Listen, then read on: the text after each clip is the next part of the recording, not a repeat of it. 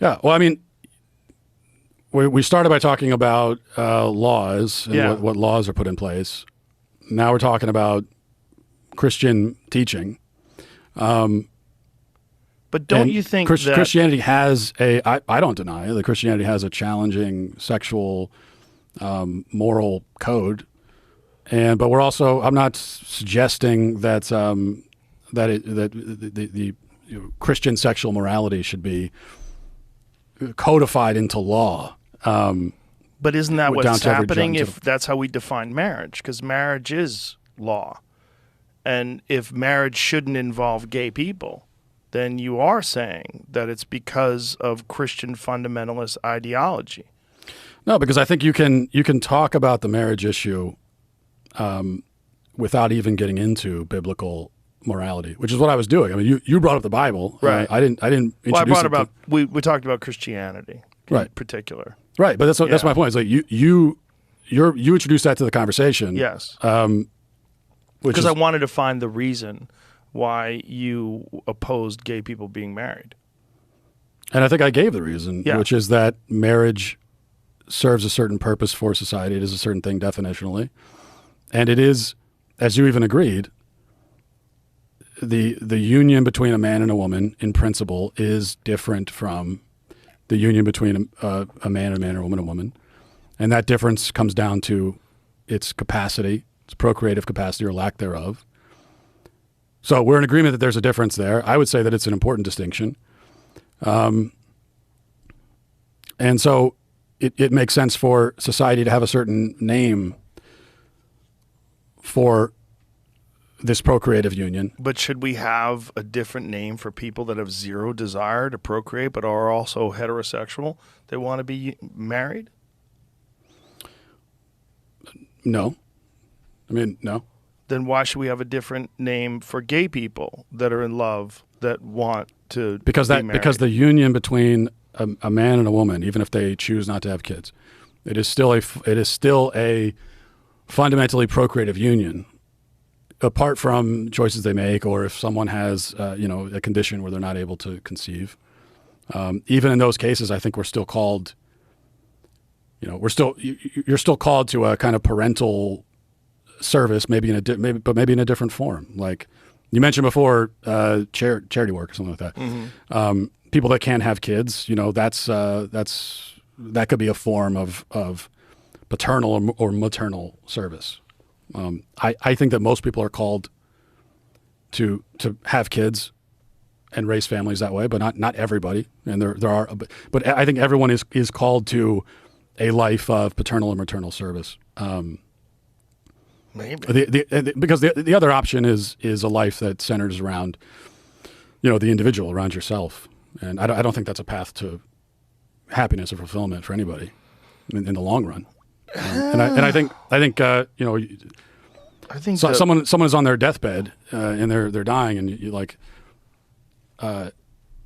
ask them what their regrets are. There's not very many people that on their deathbed are going to tell you they regret that they had kids or that they gave their life to their kids. A lot of people as they get older say they regret not having them. Sure, but you don't believe it should be a requirement, right? No, not a legal requirement. Of course not, because it's also even a moral requirement. You think it should be a moral requirement for people? Well, what do you mean should be a moral requirement? Well, you should think of it that way. Like you have a moral obligation to procreate. I think you have a moral obligation in your marriage to keep your marriage open to its capacity for life. But I don't think that I wouldn't put the state in charge of enforcing that. Clearly. But we do involve the state in our relationships, which is very strange. That's what I think when people make this sort of logical assessment of what a marriage really is, that's when they start thinking it's silly. Because you're involving people that really don't give a shit about you, and you become a part of a machine. It's a financial machine. There's a lot of money involved in marriages and divorce. Yeah, there are even conservatives now who will say, "Well, just get government out of marriage completely. Just the whole thing. Just get it out." And I can understand that view, especially at this point. Just saying, it's caused more problems than it's worth, and all that kind of stuff. But I don't agree with it, because I think that there was just there was a reason why the government recognized marriage in the past, because it has this really significant consequential capacity, and society has a vested interest in your marriage if it has the potential to be procreative, because you're creating people, and the rest of us are going to have to deal with those people that you create. So, Right. so, I think ideally that's what I would still like to see. I still think that society and the government should recognize that. But So what do you think they should do about gay marriage? I think we should. It's not going to happen, but if it were up to me, I would go back to what it was 6-7 years ago. Where marriage is definitionally this one thing, and that's it. And as you say, people, what should they be allowed to do? Civil unions? Well, it's not about a lot. I mean, if But that is kind of what it's about. If we're talking about laws, if we're talking about definitions, we're talking about how society accepts, and like whether or not you get the insurance benefits and the tax benefits of a heterosexual couple, whether you can visit your spouse when they're in the hospital. Those are significant things for gay couples. Yeah. But again, I wouldn't say that it's we're not allowing gay people to get married. It's that marriage is this.